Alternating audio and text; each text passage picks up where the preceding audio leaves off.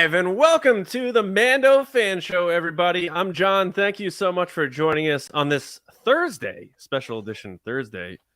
My fault because I had life happens and I had stuff I had to do on a Wednesday night.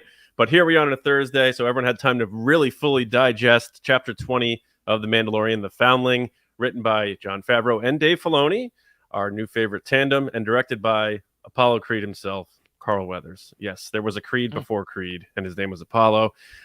Thank you for joining us on this show. With me, as always, is James and Lacey. What's up, guys? How we doing? Doing great. Our guest, one half of the excellent Children of the Watch podcast. Welcome to the Resistance Base, Mac Lacey. What's up, Mac? Hey, I'm super happy to be here. Thank you guys so much for having me on. It's so weird hearing my name again. Yay. Yeah. It'd be funny if Mac was like, you know, I go by my last name, and then it would just be like, I'd be okay with it. I'd be okay with it. Or if his first name was James, that would be weird too. James Lacey. True. Yep. True. Yep. So it's funny, like I want to bring this up quickly and then I want to get to you being able to plug the pod, Mac, but it seems like there's a lot of people who like Star Wars podcasts who really like both of our podcasts. And I saw some people saying like, are my two favorite Star Wars podcasts coming together? And I sent the Hulk Hogan and Macho Man handshake, and I think you sent one. It's just like so cool seeing people saying like, "Oh my God, these two are getting together." So hopefully, no pressure on us tonight, but you know, I'm glad we're hanging out, man. Yeah, absolutely. I mean, I think we're both of our shows are two kind of forces for good in Star Wars fandom and everything, and I think we're have very similar attitudes and stuff like that. So, you know, we're super glad that a lot of the same folks, you know, like both of us. Yeah, no doubt. I'm a big fan. Big fan. Yeah, and speaking of Children of the Watch, if people don't know, where can they find you guys, whether it's social media, audio, video, just fire away, plug away, man. Unlimited plugs, unlimited power, unlimited plugs. Wow, don't let it go to my head. Yeah, so we've got Children of the Watch, podcasts anywhere you get podcasts. We do a weekly scene by scene breakdown, so a slightly different format if you want to kind of go more beat by beat, and we also do some YouTube stuff. We've got a YouTube channel, check that out. I mean, that pretty much covers the base. Children of the Watch everywhere. All right, sounds good. I'm glad to have you, and we'll have to have Alex on another time. We'll definitely get you guys back in the mix soon, but we're glad to have you here to talk about The Mandalorian Chapter 20. And before we do, I just want to thank everybody who happens to be joining us live on our YouTube channel, youtube.com/@the-resistance-broadcast. If you are listening to this after on audio podcast apps or watching on YouTube, thank you. Make sure you do subscribe to the show on your preferred platform, whether that's Spotify, Apple, or any audio app, and of course the channel. And if you are with us live, make sure you do like the video and have some fun in the live chat as always. And just so you know, we do have super chats available if you'd like your comment read on the show and have us react to that. We appreciate those because it always gives us different points of view to think about these crazy episodes, right. Especially this one, which had some big surprises and a lot of twists and turns. So thank you to everybody who's joining us. And of course, last but not least, thank you to our patrons at patreon.com/resistance broadcast. Can't do this stuff without you. So if you have been thinking about it, hop over there and check out the tiers and sign up. We appreciate all support. If not, that's cool too. We just want everyone to enjoy the show and have a good time. So thank you for joining us on the Mando Fan Show. So let's get into the famous, I call it famous, it's not, but the Pedro Pascal face scale that we do here on the podcast, where we go around and each of us rate the episode 0 to 10. We haven't had any zeros yet, so that's good. You can do half points too, and then we do our average, and we'll check in to see what our patrons scored this episode. So, Lacey, you drew the short straw, so you're going to go first this time. What did you give Chapter 20, The Foundling? I gave this episode a 7 out of 10.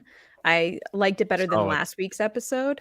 And I'm going to admit, like, the majority of those points are from Ahmed Best points. Like, that moment is one of the best moments in Star Wars, hands down. Very cool. So I definitely gave it a upper score. A big moment for sure. Mac, how about you? Yeah, I'm right there with Lacey. I think 7 is where I'm at, and I reserve 8s, 9s, and 10s for just truly exceptional stuff. So a 7 for me is I thoroughly enjoyed it, had a super fun time, just the spectacle.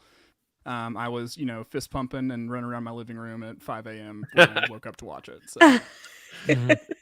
Yeah, I know I saw some tweets of people who like guessed that it would be him like a year or so ago. Sure. And it's just, but I think 99.9% of fans like never would have guessed that would have been Kelleran Beck. I also think there's an element online where every possible person. Yeah, you know what I mean? Like it could be anybody. Yeah. But I appreciate that people wanted it. I get that, Yeah. but at the same time, there's a part of me that's like, people put up a different person every single day. Yeah, Yeah, people are like, yeah. what if Adam Sandler saved Grogu? And then just like, Yeah. like, all right, here And we go. if he's the one, there's a tweet out there that says, There is a "What if tweet. Adam Sandler was the one," and that person's Oh, gonna little explode." Grogu, come But with you know me. what? I'm glad that they were right because it was awesome. Yeah, sure. Yeah. I would take a wild guess and be right and be like, I guessed it. I'd be happy too. Yeah. A big starring role for Coruscant this season of The Mandalorian. But James, chapter 20, what do you got, pal?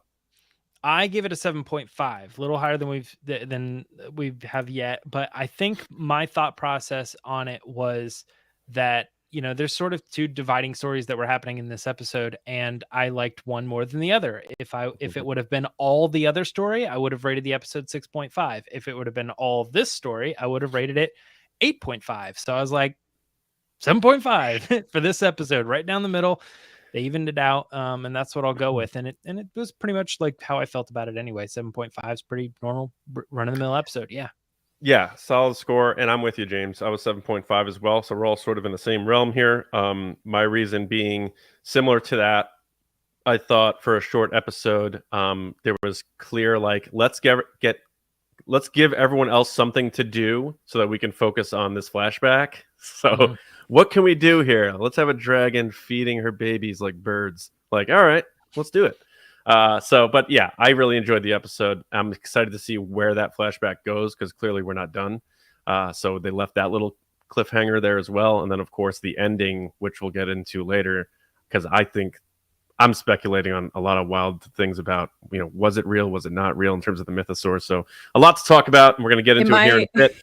In my live watch along on Patreon that I do every morning for Mandalorian, there was a whole part of the episode where I was like, she was just trying to feed her kids. Like, I feel bad for these animals because all these things like the mudhorn trying to protect its egg killed it. Yeah. So I was like, these poor babies, what happened to the babies? So when they brought them out, I was like, oh, okay, at least they saved them. Found family. Yeah. Sorry about your mom. Yeah, and there's always a bigger fish. That was a great moment. Exactly. Yeah. Always a bigger fish. It wasn't Jack's fish, but he will return. All right, so our total with the four of us comes out to a 7.3. There he is, Pedro Pascal's face. He's happy. He's liking it. 7.3. And then our patrons, a very tight score compared to us. They were a tick above us at 7.4, maybe a little more forehead. Yep, there we go. Pedro in the house. The Pedro Pascal. Yes. Yes. So great score by them. And then just a couple of comments on two different perspectives here. So we have our Spice Runner, Thomas Hennessy, who said a 4 for me this week. Ooh, Thomas, bringing the spice. He said, I gave last week a 9, which is interesting because I think most people were a little lower on last week's, depending on who you ask. But he said this week was a bit of a letdown. It was cool seeing Ahmed Best back as a Jedi, but it also instantly took me out of the story as well and felt a bit meta. I could see that a little bit. I'm finding that I care less and less about the crazy terrorist Mandalorian cult, and I'm a bit disappointed that the story seems to be Din and Grogu becoming more and more in the cult instead of breaking free. Still, it was a fun watch. Definitely one I'm not going to rewatch a ton. All right, fair, Thomas. And then we have the other end of the spectrum here. General Frank Grande said, I'm giving it 9 Pedros. It was cool to learn and feel more involved in the clan. Ahmed Best and an awesome Order 66 flashback. Answers finally revealed. Great action against the flying creature. I found myself saying there's always a bigger fish when it met its end. And Grogu winning his first challenge. I threw my hands and shouted, that's my boy. I had, well, there's another Adam Sandler reference. Jeez. Yeah. I had a lot of fun with this episode. It would have gotten a 10 if it was longer like last week's. Great job, Frank, and thank you both for your comments and everyone who put in their ratings and their comments. We appreciate that. I like how that 4 and that 10 or that really high score ended up being about what the patrons gave it. They even themselves out. Right in the middle. Yep, Yeah. exactly. So, all right, let us get into the mix here in terms of the Mando code, and then we'll start talking about this episode. So, the Mando code, as you know, is back. It's our season-long giveaway contest, and we reveal a number on each episode. And on our season finale episode, where we talk about the last chapter, not our recap show, our last chapter episode, we'll reveal the final number and how to submit your guesses to win the Mando code bounty. So the grand prize is the Star Wars Black Series Mandalorian, Ahsoka Tano, and Grogu action figure 3-pack and a Resistance Broadcast logo T-shirt. We actually have something else to add to it. Oh, yeah? What do you got? Let's do it. We are also adding to the bounty a Din and holding Grogu Funko Pop. Ah, yes. Excellent. I Little see. We extra told you we were something. going to add stuff. And here we are at the halfway point, adding stuff. So I hope you've gotten the first 3 numbers in the code. And the 4th number in the Mando code is 1. The 4th number is 1. And don't share it, because bounty hunters don't share. You're on your mission to win this. Password is Yeah, exactly. Yeah. Cable guy. Oh, man. All right. So let's get into it here and talk about this episode. What we do first here, Mac, is we give our favorite moment or a line or scene from the episode. So as our guest of honor, we want to kick things off with you to warm up the tires here. What was your favorite moment from chapter 20 of The Mandalorian? Yeah, it's a great thing I'm going first. Thank you for that, that mercy, because I'm sure what I'm going to talk about is probably what a lot of folks want to talk about. But Ahmed Best, just what a heartwarming way to wake up and spend a morning watching that episode. Just He's had to keep see... that from all of us too. Imagine him and Keisha's like, yeah.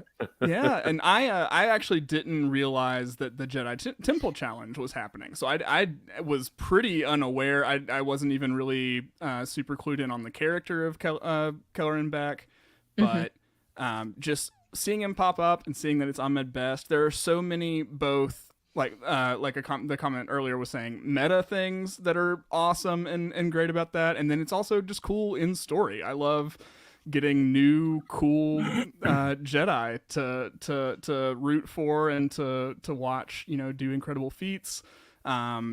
The fact that it's Ahmed Best, getting a chance to be a Jedi, and just he has always been better to Star Wars than a lot of Star Wars has been to him at times. So it's just amazing to see him get that recognition of all the work he's done for the franchise and just how wonderful of an ambassador he's been. Absolutely. And they really they're like, all right, not only are you back and you're playing this Jedi that you did on the game show, but you're doing 2 lightsabers, you're pushing guys with the Force, you're flying a ship through Coruscant, you're doing all of it. And he's probably like, yes, all right. And you're saving Grogu of all characters. Exactly. It's gonna be awesome. Someone's gonna make a fan edit with Duel of the Fates over it. I'm sure that's had to have happened already. It's already happened, I guarantee. Oh, is it? Yeah. I'm just saying, I'm sure it has. The law of probability assures that. Exactly. Yeah. All right. I mean, it's a great pick, Mac, and I'm sure 90% of people are going to pick that as well. Just an amazing moment that people are going to remember forever, especially Ahmed himself. So a very just a good feeling, like you said, in general, and well executed. All right, Lacey, you're up. What was your, and if it's the same, but what was your favorite moment, shot, or line?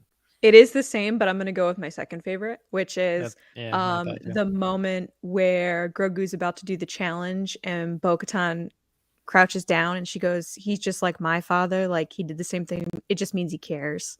I thought it was such a cute moment between her and Grogu. And it was like, I literally out loud was like, oh, she's like a mom. Like, she's being a mom, and like, oh, it's just your father being weird. Like, that's so true. Yeah, it made me laugh, and at the same time made me have more of a kind of, in that small line, she gave so much background to her character of like how her relationship with her dad was and like the pressure of being who she is. And and her knowing and connecting with Grogu because she knows the impossible standards that he's already at because he's a Force user, because who he is, because he's with the Mandalorian.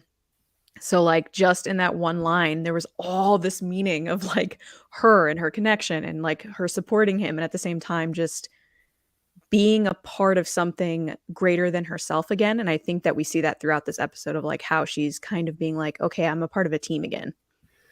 Yeah, I enjoyed that too. That's a good pick. All right, James, what do you got? I'm gonna go real simple. It's obviously the same that we've said, the Ahmed best scene, him coming through and fighting and stuff. That was the best scene. But I'm gonna go for a shot, actually. Not less meaning, just something I thought was beautiful and stood out to me. There's a very particular scene of the flying creature headed towards the sun and Bo-Katan's ship like right behind it, and it's like this just feels straight out of like the originals. It feels like even like a scene from Force Awakens or Apocalypse Rise Now. of Skywalker or something. You're just looking at the sun. Right. It just felt so, Apocalypse Now. That would be like the other big reference. But it just, there was something just so beautiful about that particular shot as the ship like flew away and was following that thing. And I'm like, they could have shown this so many different ways, but they went with this particular artistic shot. And it just, when you're watching the episode, you see the ship and you think it looks cool. And then they cut to that and you go, whoa. Like, I don't know, it just felt like real, like I was there all of a sudden, and it wasn't just like a television show that I was watching. Credit to Carl Weathers, director. Excellent job. Yeah, good pick. So yeah, I mean, you got to give the nod to the Ahmed best moment for sure, but I'm gonna go with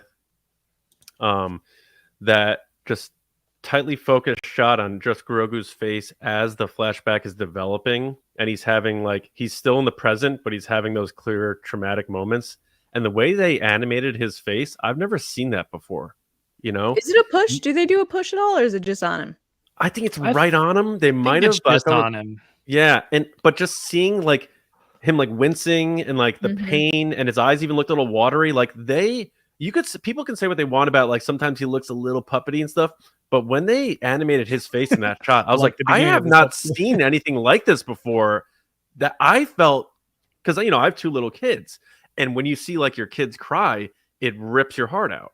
And all I wanted to do was hug him and like let him know everything's gonna be okay. It really impacted me, and it showed like that he's rediscovering that in his mind, and it's still very, very real and close to his mind. So Two things. That moment just hit me hard, real hard. One, I totally agree with you. The armor is constantly making people feel things that they don't want to feel, from Din Djarin in like season 1, where she's always like hammering away, and everyone's like, "Oh, this is so traumatic and triggering," and she's just like, "What do you want? What do you want in the workshop?"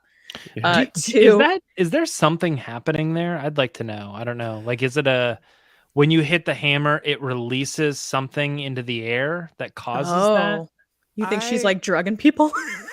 Well, no, I mean, I'm thinking just the same as like how Boba Fett went through the ritual and all this. There's like a lot of or something Eastern type stuff that's coming out of this, and I feel like that is a very like religious moment when you're getting this made, and I think there's something happening there that's causing the people to go through this. Not like it's a bad thing; it's just like part of what makes them become Mandalorian. What do you think, Mac? I see you nodding your head. I think that there's something particular about the Forge that is mystical or supernatural, like you're talking about. We actually had Emily Swallow on our podcast, and she talked a lot about the importance of the Forge and everything. And so I've been thinking a lot more about that since. And this is not the time in this show to talk about this probably, but just my kind of end game theories about the armor. I think the Forge is a mystical or supernatural thing. I think interesting. Yeah.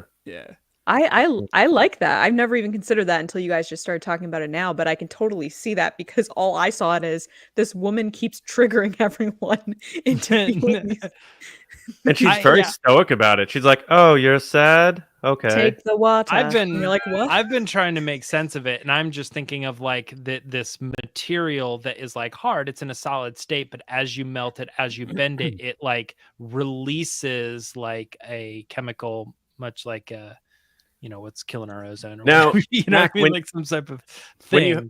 When you had Emily Swallow on, I didn't catch the episode, but did she have like this sort of like I got to be careful what I'm saying here face?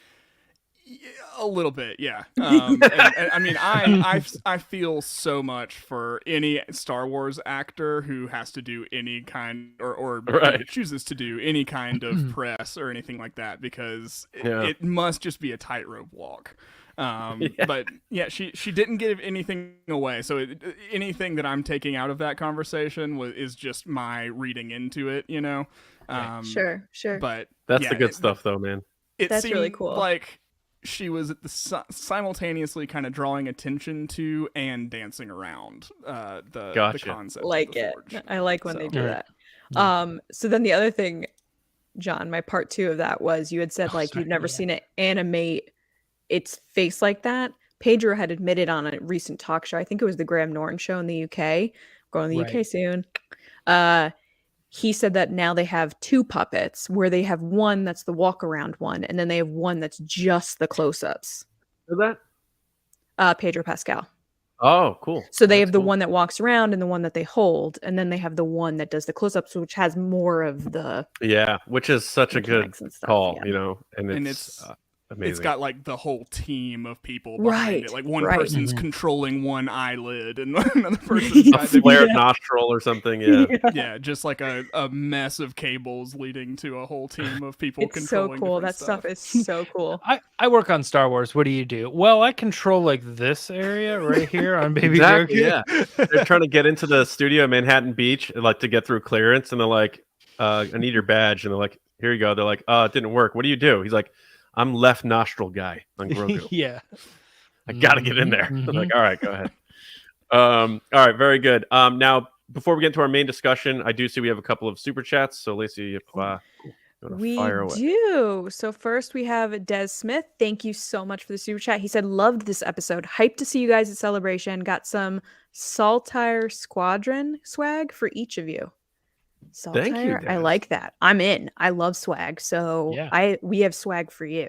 If you have swag, we'll trade swag. We'll trade swag. Swag swap. Thanks, Des. Next we have Mando Arms. Ooh, Mando Arms. Good. You came to the right place. Thanks for the super chat. He said, I think it's the living water that gives the Forge its power and triggers the flashbacks. Ooh. Yeah. That's a good idea. I'm kind of on the same boat there. Yeah. Because didn't the season start with that, Mac, where she was doing something that you clearly saw she was manipulating the water? I can't remember. Yeah, she was able to tell because she poured it in and it made like a green to it. Yeah. And I can't remember if that was in the Book of Boba Fett or the beginning of this season. Those 2 things I've pouring definitely was this season.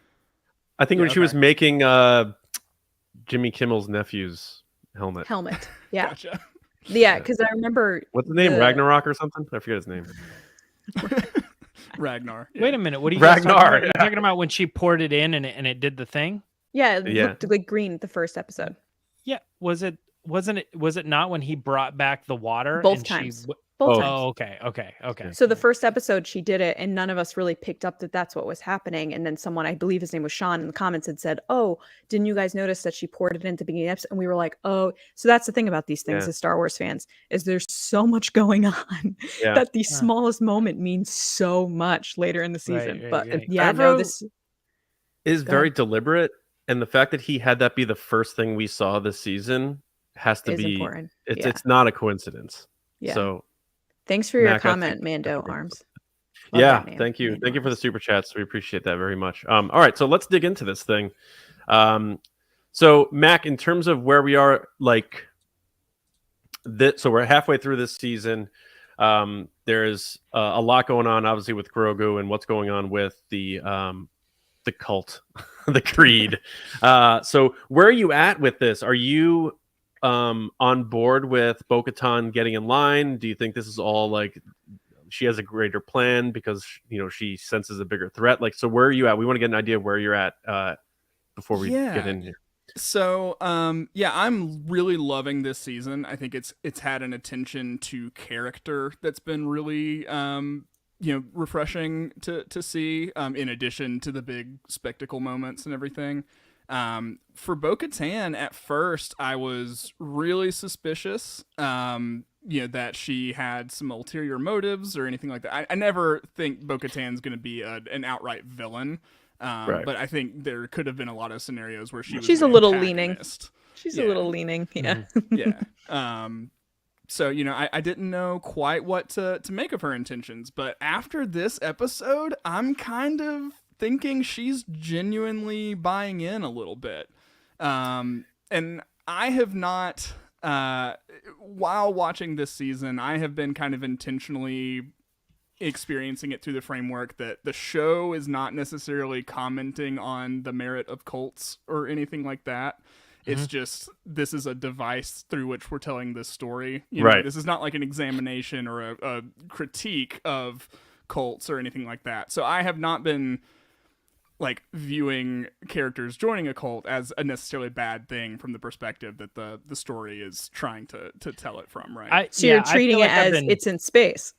Exactly. Yeah. And I've been feeling that way, and I was gonna bring it up, like what your guy, like from on your show, your perspective, how you do that, like what is the stance on this? Because I have been feeling like, not like cults aren't bad, but I feel like the story that's being told here is like a small group of people are rebuilding their society. They feel like a cult now, they feel crazy, but when inevitably they rebuild the Mandalorian Empire, it's the historical value of that is just going to be like, yeah, these three individuals, Din Djarin the Armor and Paz Vizsla, they were the only ones left, you know what I mean? And then they rebuilt this thing from the very beginning, Right.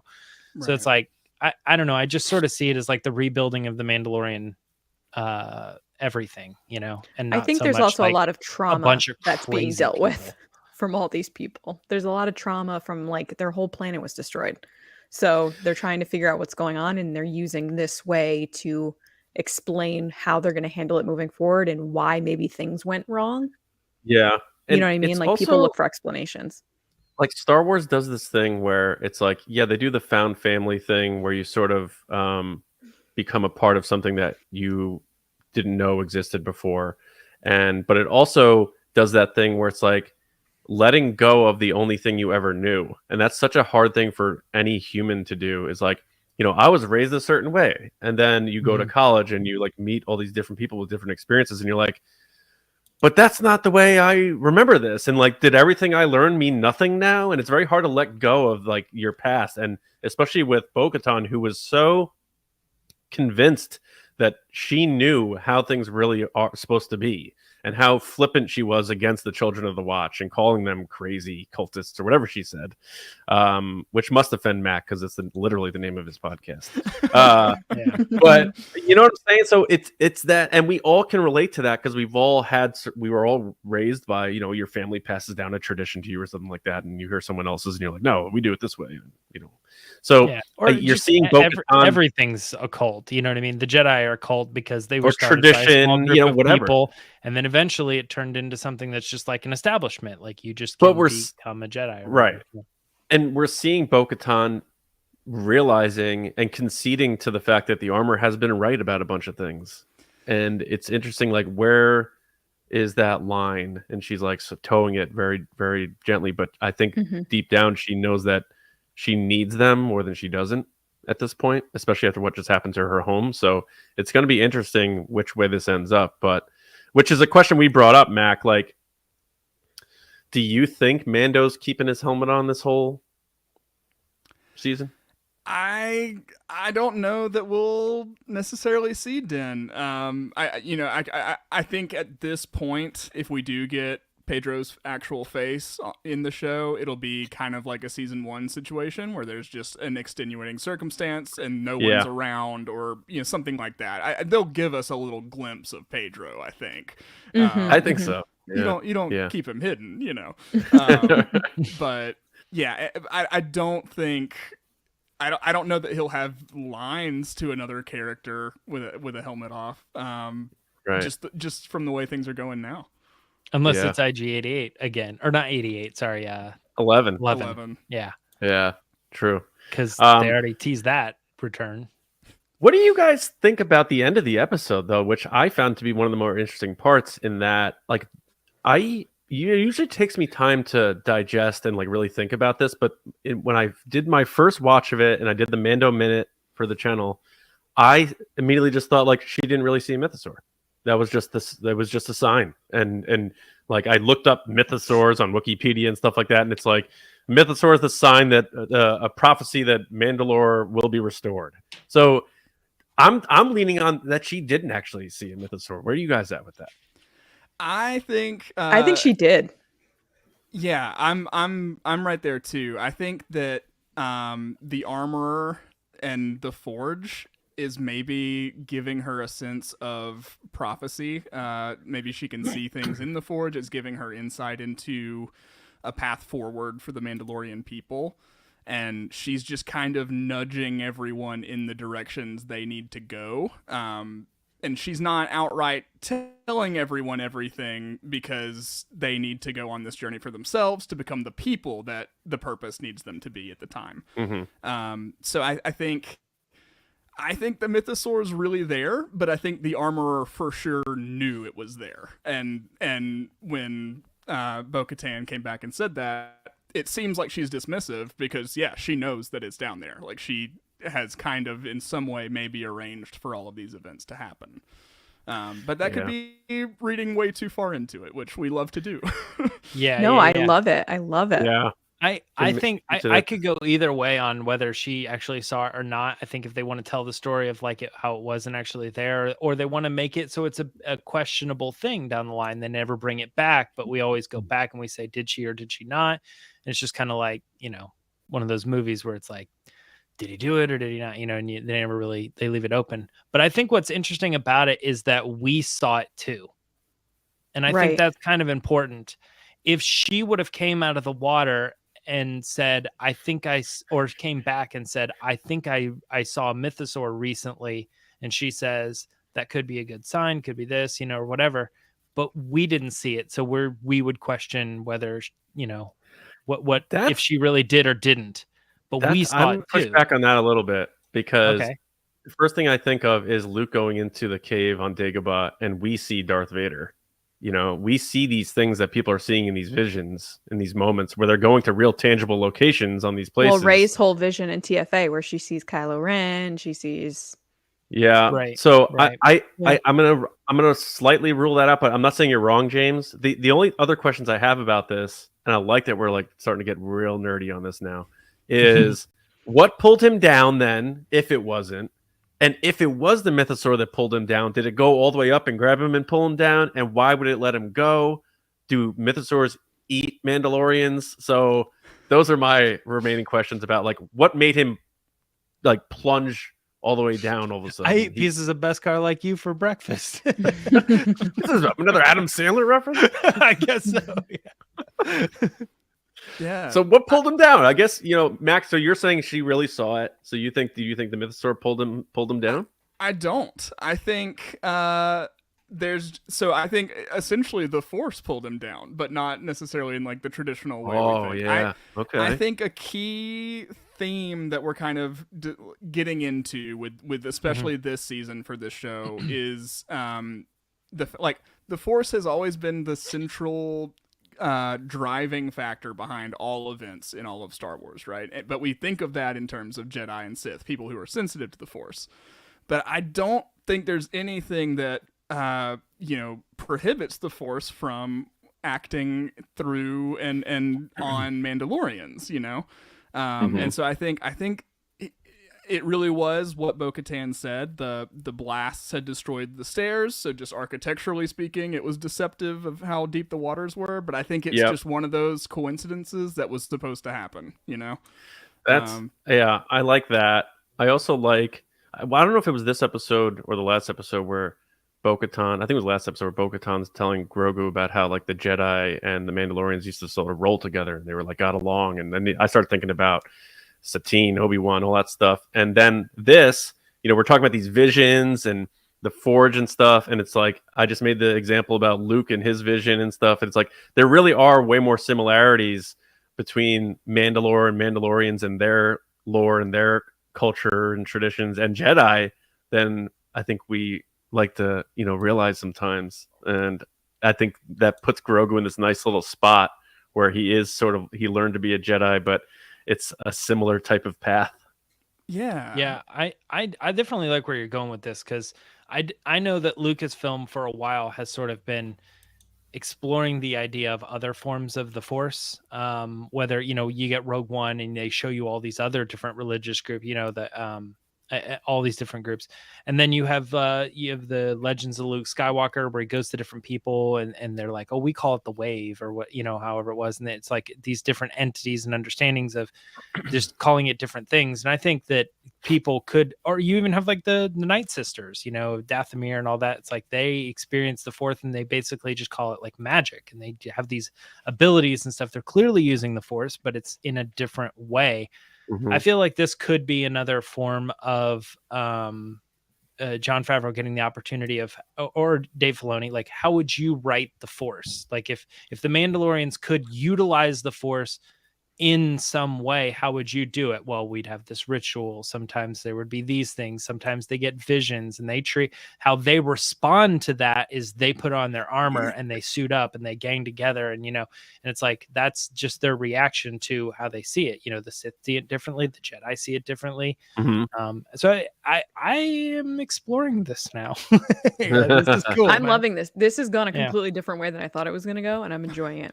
We haven't even really talked about the Ahmed Best stuff, which I feel like we're saving the best for last or something. But let's fire up that super chat that came in, and that might steer us in that direction. Yeah, it actually does. Freezy 2324. Thank you for the super chat. Says, who do you think Ahmed Best is bringing Grogu to? Also, do you guys have any photos or autographs at Celebration? If so, with who? I don't think we have any autographs or photos yet. I don't think we have any plans to do that. Not scheduled anything. Yeah, we want a photo with you, Freezy, if you're there. Yes. Yeah. Does that count? Definitely. So how much though, Freezy? How much you charge? Yeah. How much you charge, Freezy? $6.99 Canadian. So I guess we'll kick this off with Mac. Mac, who do you think Ahmed Best is bringing, or Kelleran Beck is bringing Grogu to? Yeah, I mean, there's there's three options in my mind, just because of the presence of the Naboo Royal Guard and a Nubian ship. Which, that could all be a red herring, and there could be something completely different. But what that tells to me is it's either Padme, which I think is unlikely due to the timeline. Like, she's right moments from death at this point, right? Yeah. Or on her way. Yeah. Right. And so I don't think it's Padme. Jar Jar is a potential. I think that too. That's what I thought at first. I was like, is he handing this baby to himself? We get to see we get the scene where they're facing each other. It's like, what is happening right now? Yeah, so just with all the Naboo elements and the fact that it was Ahmed Best there, I don't think Jar Jar's off the table, and I think there's actually something really cool with Jar Jar kind of got an ending to his story in an interlude in the Aftermath trilogy. Of him, right, yeah. He's just like camped out kind of by a fountain all day, and what he does, like what he finds fulfilling and like what he's made his life purpose is just entertaining children. And so I think there's this really cool idea of, and the meta take on that is Jar Jar is a character meant to entertain children in Star Wars movies. That's why George put him in there. You look at Ahmed Best's characters, his one character is to protect children and the other character is to entertain children. So yeah. So if Jar Jar makes sense as a caretaker of children. That would be wild, man. It would explain why he eats frogs, though. Yep, maybe he learned it from Uncle Jar Jar. We're gonna get some 2023 visual effect Jar Jar. Like, I'd love it. If they talk to each other, I'm gonna lose. I think my brain will explode. Yeah, that'd be insane. I think he's like, Jar Jar, I wish I never met you, or something. It's like, oh my gosh. I think so. Alex from our show brought up a really interesting third possibility with the same evidence that we're being presented with the Naboo Royal Guard and the Nubian ship, which is Palpatine. Yeah, I was gonna wait. I was hoping you'd say it. Yeah, that's so an I option No me mean, too. gusta. No me gusta. yeah, obviously we hope that's not the case, but it would make sense with where we think they're kind of going with the Dr. Pershing experiments and why the Empire wanted Grogu in the first place, Yeah. and maybe possible connections to Snoke and stuff like that down the road, and then ultimately the Emperor's return.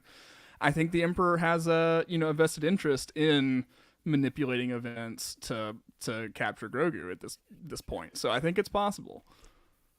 Wow. Jar Jar I've- Jar that- Jar Jar Jar Jar. That Yeah. one makes that one makes so much sense, but it also it would be strange to me that the former senator from Naboo, who's now the Emperor, and the Jedi are now suspicious. They just sent Mace and his whole gang to go maybe potentially take this guy out. All that's happening around the same time, and it would be strange to me if they were like, get this child to Keller and Beck so he can take him straight to the Emperor, who will keep him the most safe. That's a little strange to me, but given the evidence, exactly right. We know 3 people on Coruscant very specifically that are from Naboo. So, And then on the flip side, it could be Yoda. Could be, yeah. Especially if there's any kind of relation or anything like that, we don't know. So, but yeah, that's an interesting to think about. Maybe he's headed for Dagobah. Oh man, imagine seeing Puppet Yoda and Puppet Grogu. Oh my god. well, Yoda's not left at this point. Right. Yeah, he's about to, or he is fighting Palpatine, or Yeah. It has to be someone that Yes. knows what's going on. I think Bail could be a possibility. Bail? Yeah. And that would explain the Naboo stuff, because would be able to call upon Padme's resources and stuff because of their friendship and all that. Multiple years of wondering who saves him, and the day that we get the episode, we're like, now who's he taking him to? Yeah. That's Right. That's how we immediately are. just flipped it. Yeah. That's the perfect storytelling in my mind. You Yeah. give us just enough information to not make it feel like you're just stringing us along, but as soon as you give us an answer, replace it with a question, And then it ends up being Theo Bibble. So that's Bail it. would make sense though, because he's at one side of the temple trying to get people out, and this ship's on he got off on the other side to go meet at a spot. So what if Bail calls and is like, we need everybody to help type thing. Yeah. But yeah, no, that would be great. That's a great option too, because Bail's always helping. He's always And you know what, helping. too? The way they've been filming these series, like this one and Obi-Wan, both films in Manhattan Beach, that studio, they easily could have had Jimmy Smits film the same time he filmed his Obi-Wan scenes. Yeah. That from a just production logistic perspective. Come on down, we'll knock out these scenes for this and this and this. We'll put some markers on your face and de-age you a little bit better than we did Hayden and Obi-Wan, and away we go. So that Bail is a very interesting choice, but I love that we have no idea. To your point, Mac, it's like, all right, we figured that one out. Now we're chasing that breadcrumb, and they're teasing us. And I remember seeing an interview with Dave Filoni where he's like, I love watching speculation. Podcasts on Twitter and stuff. So Dave Filoni, if you're watching this and we're way off, that's cool. If we're I on also money, think cool, that but this episode was definitely shown to Dave Filoni, and he was like, just make it this ship, but that's it. Just make it this ship. well, he co-wrote this one, so that's what I'm saying. So he's the person that's not Dave Filoni. John Favreau's like, oh, he escapes to a ship, and Dave's like, make it a Nubian. Make it. right. I want to also mention too that this, because of the situation, I got up early that day and I watched the Bad Batch, and I did the Bad Batch reaction show, and then I wasn't going to be able to watch the Mandalorian. I went to work. It was the first episode in a long time that I've watched in the afternoon at my house, just by myself, watching it instead of in the morning at 6 a.m. or whatever, since ever, with any of these really. And I don't know if maybe that means I was in a different emotional state when I watched it, but I did almost cry during the Ahmed Best thing.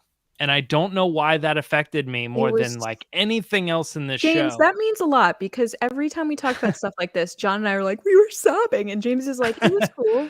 So to hear you say that, I don't really know nice. what it was, but I was so surprised that it was that, like, that was the answer that we'd been wondering for so long. And then to see him be doing what he's been doing, and I was like, all of this is the perfect thing. It's perfect for that person, you know, it's perfect for that character, it's perfect for Star Wars connectivity, because they did Jedi Temple and they didn't just want to give him that, you know, like yeah, I just, everything just sort of all came together, and I was like, this is such a cool pivotal moment for so many reasons. And I was just all hitting, and I was like, this is the first time I'm watching this. For the rest of my life, I know this is how it goes. Yeah. But right now in this moment, it felt like I was in the theater seeing Palpatine, Rey is really a Palpatine or something. You know what I mean? It's like when it hits you, you're like, oh my gosh, this is the moment when I found that out, you know?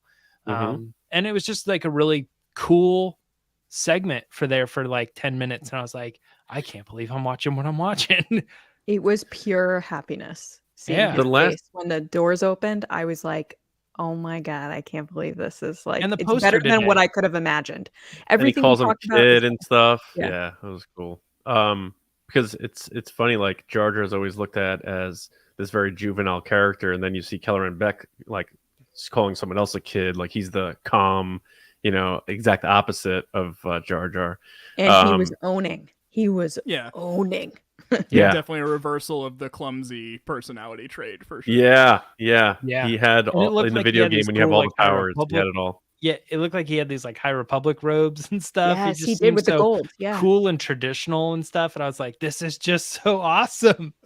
Yeah. I love when things all come together. I almost wish this happened first, then they did the game show. I know, right? But you know, beggars can't be choosers. Mm-hmm. Yeah, I don't know. I don't know which the order. I think Because then nobody now- would have guessed at all that it was because the character didn't exist. Mm-hmm. Right. Do you guys think that the character in Phantom Menace is Kelleran Beck? Oh wait, oh you mean in the bar in Attack of the Clones? No, it's Ahmed Best, and he's dressed as a Jedi in like the parade scene in the back or whatever. He Well, now it has is. said that the characters are related, but not the same. But that's just Ahmed Best's what he says, so it's not canon. But Smart for him. He's like, I could play another character. All right. Is it? He's gonna be like the, who is it? John Ratzenberger for Star Wars. He's just in every project. Yeah. Yeah. Is Ahmed Best also in Attack of the Clones in the bar? Yeah. I think Ahmed Beck. So he's also related. that's what I think you might be thinking maybe of. that's Mac, what I'm is thinking that of. Then those two characters are like distantly related somehow, or they you know, whatever. But I'm wondering if the Phantom Menace character actually is canonically Kelleran Beck now. But I'd love that. I don't know. If, I like when if stuff it- connects yeah. like that. Someone will The last figure it out, or a book will come out. The last part of this, because I do want to touch on like the special effects and more of like that whole side adventure with the dragon bird creature thing. But Space Wyvern. Yeah. Right. The last shot of that was him going to hyperspace, though. So he's not taking to someone on Coruscant. He's definitely going. And they said that the stuff was already put in, didn't they? They were like, it's already it's programmed or it's all ready to programmed, go. ready to go. Yeah, the tank Yeah. is full. Yeah, the whole thing. So yeah, it'll yeah. I don't know where he's going, but man, if it's Bale seems very likely. But if it's like Yoda, I'll lose my mind. But I liked everything you said I don't too, think Max. it can be Yoda though, because he then gets taken at some point because he ends up at that random planet in that base. Right. Yeah. So it has to be someone that will lose him. You know what I mean? Isn't And it I don't amazing think that we don't know though?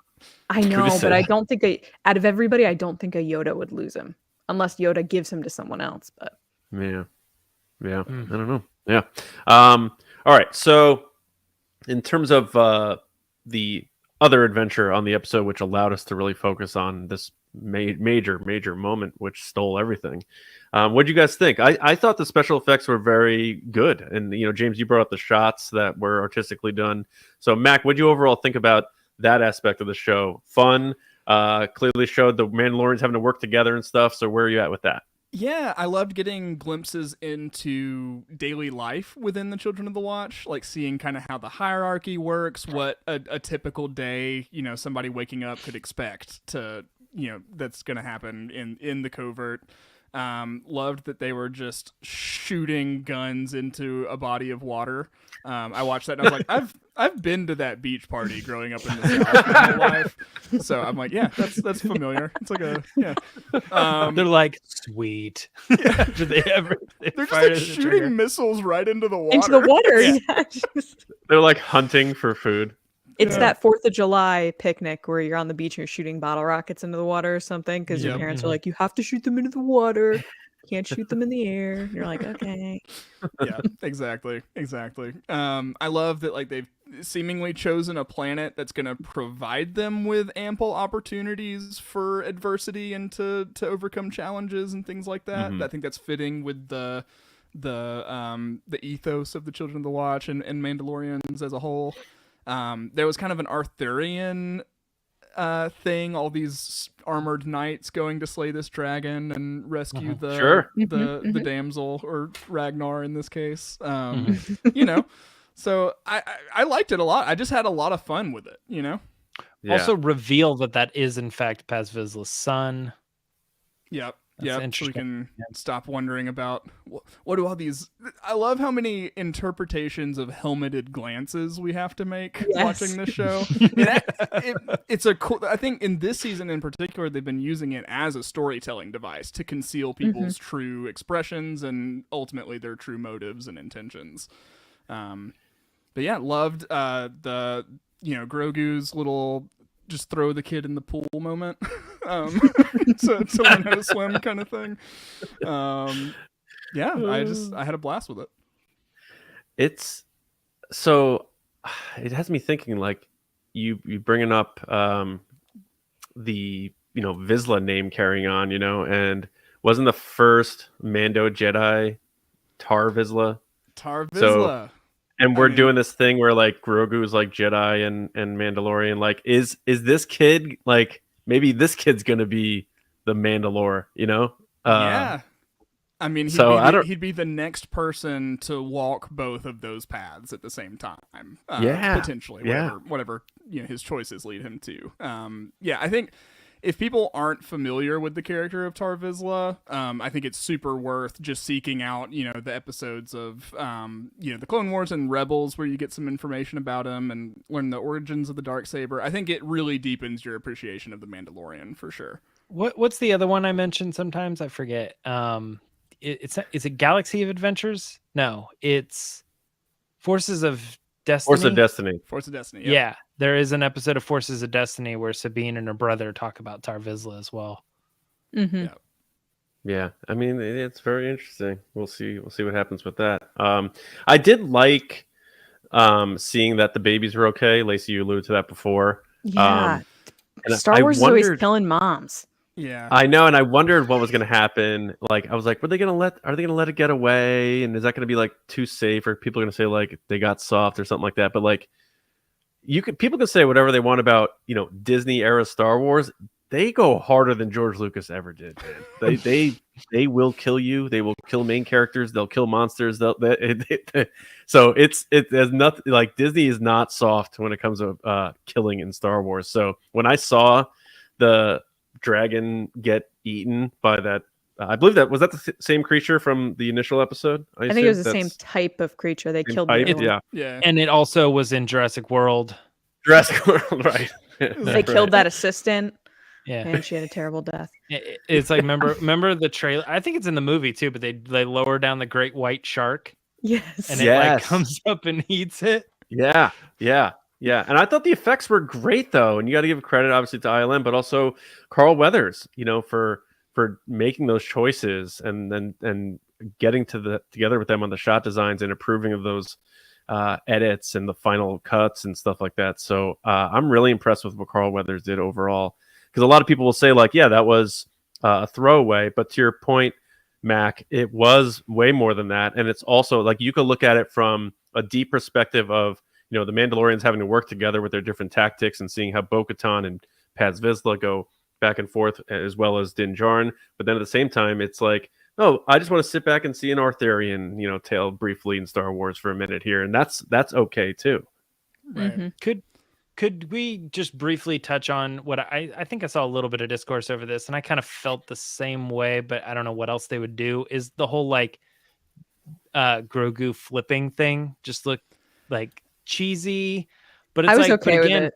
I'm in that same boat where I'm like, They've been tossing like, that thing around all season. if I'm okay. I were Carl Weathers, I'd be looking at this thing and I'd be like, I don't know how to make that look, real. Like that is how it would look if he were somehow able to lift himself up. It would just look like a puppet flying around. I don't know what to do, but it looked a little weird, but it also was like, it's Star Wars and always you just gotta, looks weird. you just gotta Right. kind of push it off. So my issue with it is less how it looks and like the actual craft of the storytelling, but just the choice for him to be so physical. Like watching Revenge of the Sith, I thought that Yoda and Palpatine should not have had lightsabers dueling. I think it should have just been two I'm with old you. wizards doing Force stuff. Oh, that would be cool. Because I think both of those individuals are above they've kind of transcended this like physical form of combat, right? Right. So I guess and the I Emperor never used it in Return of the Jedi. Yeah. So I mean, like, I'm fine with it all. Like, it's fun. Like watching Yeah. Grogu flip around is fun. But I do, if I had my druthers on that particular choice, I probably would have had him be more meditative and like force based. In his, I thought he was gonna freeze him. I thought he was gonna Yeah. freeze it and send it back or something, kind of like Kylo Ren style. But Or just like pick the kid Paz up. Vizsla being like, shoot him or something, and he's like, I can't, like I can't Right, pull the and then trigger or something. pick him up and then shoot him himself while he's like hanging in the air. That's what I thought he was gonna do instead of the flip move. Yeah. I did like how Din was like that dad as his son's trying to play t-ball. He's like, get back in there. Yeah. Shake that one off. Come on, Part of Or me hurt though when he got shot and he made the little noise. Yeah. Well, you ever play paintball? That stuff No. hurts. No. Yeah, it's rough. It's no joke. That is. Um, Yeah. do you guys have any thoughts on like the baby chickens they brought back? I think they're gonna end up riding him. Oh yeah. I think it's going to be kind of the return to the model of Mandalorians used to have basilisk war droids that they'd ride kind of in the EU stuff. And I just like the idea of mounted Mandalorians. So I'm pumped about it. Yeah. I'm and it A about little to cooler than destroy- the blurg. Yeah. yeah. A little cooler. I'm about to destroy all my cred, but honestly, when they brought him out and the guy was like, and three, I think it was Din probably, and he's like, and 3 more foundlings. I was like, good joke. Dinner's on us. That's what I thought. I thought it was a joke, and that they were going to. No. What's the monkey creature they stuck and they flip Kawaki over? and Kawaki and monkey lizard. Kawaki and monkey. Yeah, I was like, they burned them in this show too. It wouldn't surprise me if They're like, armorer, shoot 'em, fire up the unloading forge. 'em, and then in the next scene you see like 3 finished. That's terrible, chickens. James. I thought that's what, and they were gonna. It was a big bonfire or something. I thought that's where it was going. He's like, we found some more foundlings, and I'm like, yeah, no, come on, that's dinner. They're like, But you keep I think making you guys are right. shields. They're gonna like write them or whatever. You're like, can you Train make them, a write them. yeah? Can you make a kebab sticks while you're making those shields and that armor for a few minutes? Armor. She's like, Speaking of armorer, yes, I can. Grogu was more proud getting that little chest plate than anything Luke Oh, offered yeah. him. Anything Luke did for him was like, here's Yoda's lightsaber and the opportunity to train with me. And he was like, nah, I'll take the chest And it was plate. almost like she made it for him, knowing that he's gonna grow a little bit more and he'll grow into it. Like she like when you like you buy your like I buy my son like sneakers and it's like they don't fit him, but I'm like he'll grow into it though. Yeah. You know they're gonna make necklaces of that chest thing like I in a thought- month. Yeah, it was a little bit of a strange choice for armor. It didn't feel like custom, like a chess piece. It just felt like a round weight or something. Like a that Flava she was Flav like, clock.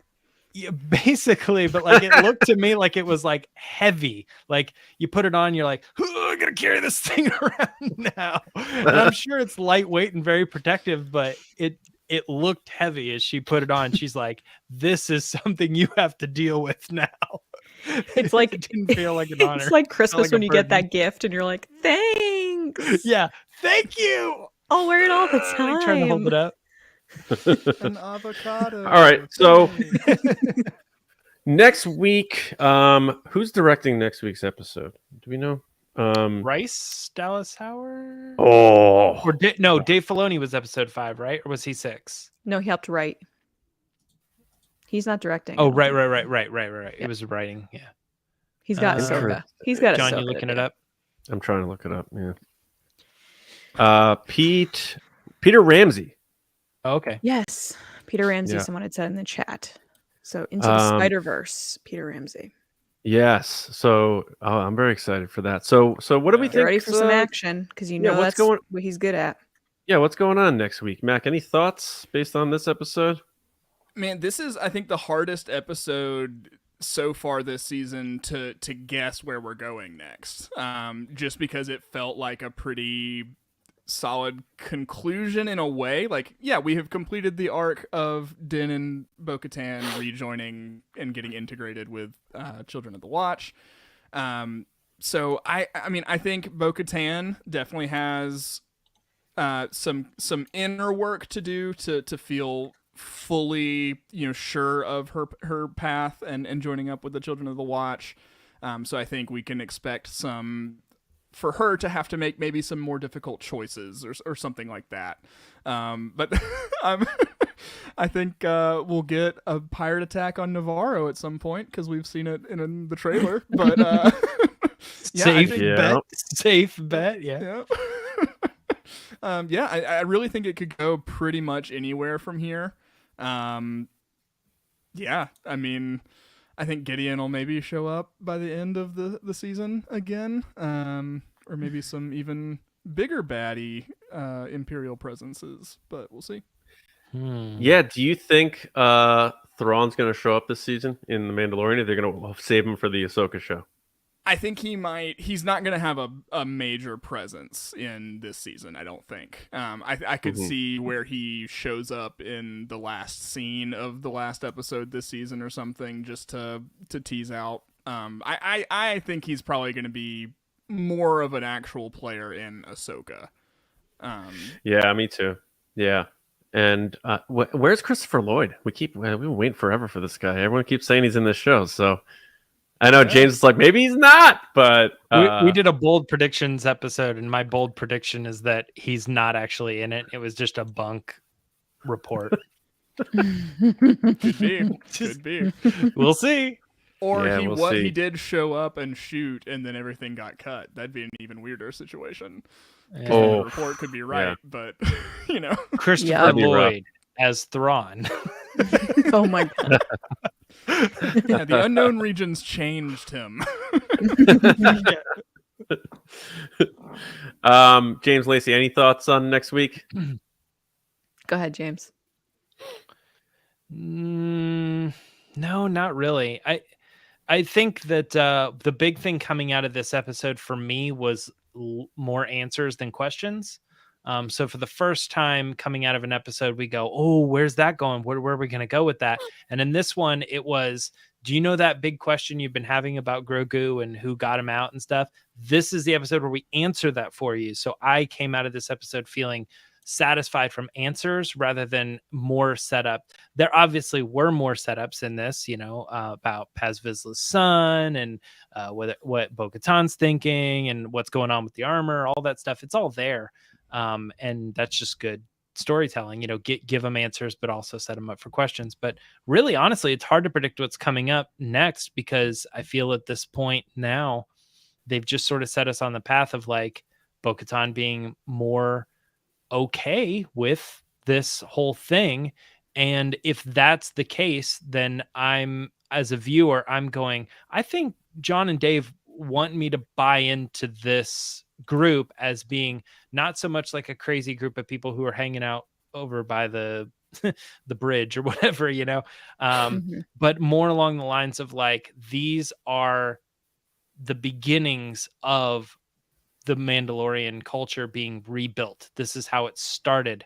And you would love this movie if this was how the Jedi got started. And it was a group of, 3 people that became 10, that became 20, that led into all this, and they set up their core beliefs and all this, and that's the beginnings of the Jedi Order or something like that. But it's like, if we have an opportunity to tell the beginnings of the Mandalorian, this is the way. And I mean, if they break away from that cult at my point now, I'm like, you've been working really hard to make this is the way something cool to say.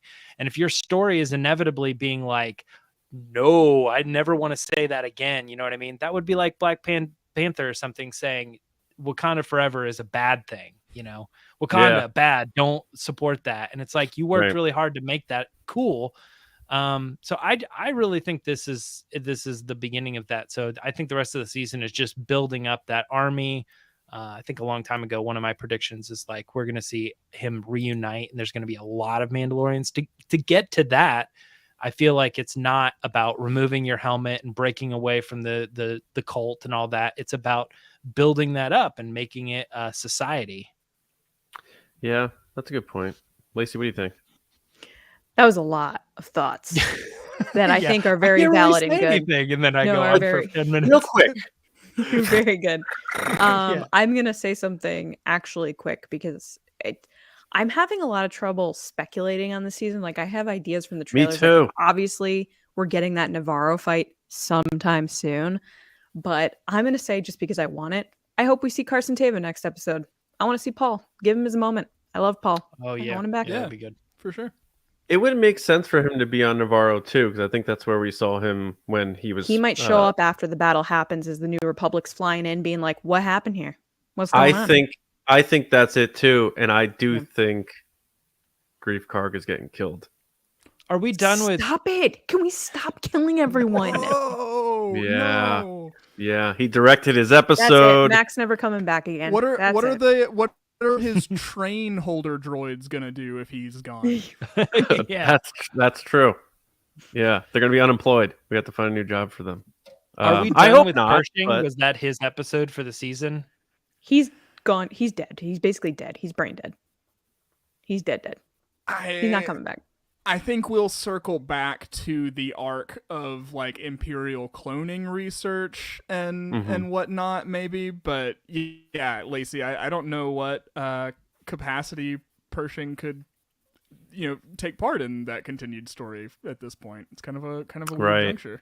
Oh, I don't know, man. I think that as all 3 seasons have gone on, I feel he's like he might be a 1 episode per season, so that might be it for it. But I feel like he's coming back. He's part of the cast in a way. His brain is mush, so I'm not sure you how say he's that, but back. it's just what that is. All it is like it's erasing some memories. She turned it all the way up to 11. Like, imagine a microwave and you put a dish in and you put the microwave at 20 minutes. How's your meal going to look after that 20 minutes? But it's not a microwave. It basically is. Remember on Lost when they were using those videos? I don't know if you guys watched. Did you watch Lost, Mac? So Alex, my co-host, his favorite show in the entire world is Lost, and I have never seen an episode of it. I've never seen it either. It's the Alex biggest point of contention. They do this sort of brainwashing and subduing of people's minds and wills using these flashes of videos and Spoiler stuff. alert. Do you think of that? I mean, here we go. The show came out before like the market crash of 2008. Like, I'm not going to sit here and like worry about people getting spoiled on Lost. But anyway, yeah, I like that. I don't know, what's going on. The Navarro thing does make sense. I'm with you, Mac. And I just had this weird feeling about Grief Karga because how like Favreau likes to front load everything. And that first episode, we got to see like him agitate the pirates and, Mando like shooting 3 of his buddies down. They're coming back with a vengeance, and I just feel like it would be a great service to the story if Grief Karga was killed, because like we haven't seen since like Queel, like season 1 we had a lot of heartbreak, like Queel, IG-11 and stuff. Like I feel like this season sort of needs something like that, and I don't think we're gonna see Bo-Katan die or any of the members of Children of the Watch, but yeah, I know, Lacey, but while watching Star Wars, and I don't want him to die either. I just feel it in my gut. I don't know. You know why I feel it? Because Filoni's involved, and he likes hurting people's feelings. He likes making people cry and then Dave being like, "But the Filoni. Force." It's like Wedding Crashers, crab cakes and football. Filoni's like, fan service references and death. That's what Filoni does. I just rewatched that. It's more like Mandalorian. Ahsoka, tears, and the Force. I just rewatched that Mandalorian final trailer for season 3, and I think we've seen everything in it except for the Mandalorians dropping down and the Navarro stuff. It's every And clip Carson of it. Teva. Looks like yeah. Oh, the droid bar, I think too, right? Yeah, the droid bar. Yeah, the droid bar. Did I skip that? Yeah, I must have missed that when I was flipping through it. I basically made the exact same statement that you just made on our episode this week, and Alex corrected me with like 9 different shots that we haven't seen yet. So Actually, that's fair. Yeah. All right. Cool. All right. Well, that takes us towards the end of the show. We do have one super chat that we want to get to before we close out here. We do. Thank you, David Ford, for your super chat. He said, Bo-Katan's Mythosaur tours. You haven't seen Mandalorian or Mandalore till you've had a Bo-Kator helmet removed. Bo-Katan will take you to the water. Redeem yourself today. I like it. Well done, David. I think that's the best one you've ever done, David. I'll give you credit. Thank you, David. I love it. I can see this as like a little retirement occupation for Bo-Katan when she Bo-Kators? Yeah. The Disney parks people are like, ooh, that's good stuff. Yeah. Could you imagine that shows up?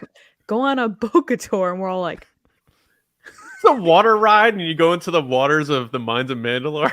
and then at the end is the drop where it goes past the Mythosaur. It's like They Like could the Bob Jurassic Chapek Park is ride. watching right now, and he's like, missed it. Missed opportunities. It's my opportunity. Yeah. All right. We want to thank everybody for listening and watching and being a part of the Mando fan show today. It means a great deal. Again, thanks to our patrons at patreon.com/resistance broadcast for keeping the light on in the base. And everyone who supports us just by listening, watching, everything. It means a great deal. But we do have to give a special shout out to our generals and spice runners on Patreon. A bunch of you are in the chat. CARMELO, John RISI, JETTA Rosewater, Frank Grande, Darth Hurricane, Nick KRATZ, Christian Morales, Brian Smith, Matt Chitty, Danny, Mike Rumore, Matt Heath, Brendan McLaughlin, Count Pepto, Sneaky Zebra. We have the best names. Yeah. Paul Sullivan, Aaron Ellington, Diana, Ivar, Micah Harrison, and Chris White, and Spice Runners, David Probus, Neil Shaw, Kendall GELNER, Ryan WAARA, Dave HORNAK, Thomas Hennessy, Andrew Staley, Jeremy Myers, and Michael Fry. Mac, you are the man. This was such a good time. I had a feeling it was going to be just this seamless, awesome, good chat, and it flew by. So we definitely have to have both you and Alex back on sometime. But so first off, thank you for joining us.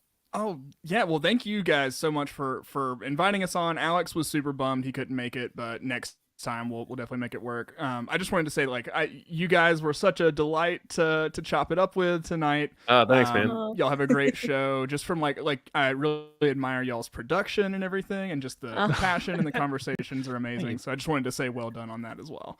Thanks, buddy. And the feeling's mutual. So again, for everyone, just Children of the Watch on YouTube audio, and you are COT Watch on Twitter.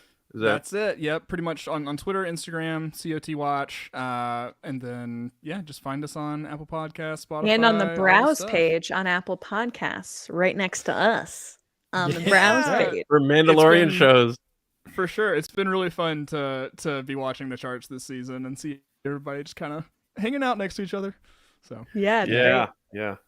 So if for whatever reason you guys are looking for other additional Star Wars podcasts, we can't recommend these guys enough. They do it right, they do it well, and they always have a good time and are a positive force here in Star Wars fan land. So cheers to you, Mac and Alex, and thank you again for coming on. And we certainly will unite once again. So hopefully the people who were like digging for this, hopefully we lived up to that. I think we did. I had a really good time. So yeah, this was a blast for sure. Thank y'all. Yeah. And do you have a personal Twitter that people can hit you up on or anything like that? I mean, Mac _Lacey. I don't honestly have a massive online presence outside of our podcast. So You do now. Right on, they man. can follow me. I if they followed can- you on everything today. Oh no. Dude, Yeah, you'll see my posting frequency is pretty low. So I'm just gonna start quote tweeting you like, check out this guy. All right, James, how about you, buddy? Twitter and Instagram at Myra Trunks, and one last final week of the Bad Batch reaction show on Wednesday mornings. It's the season finale, so expect 2 episodes, and I'll try to blow through both in one reaction show. Little thing that I do. Yep. Very good, Lacey. People can find me on Twitter and Instagram at Lacey Gilleran and on TikTok at It's Lacey Gilleran. Yeah. That's me. And you can find us in London in 2 weeks. I can't believe I'm saying that.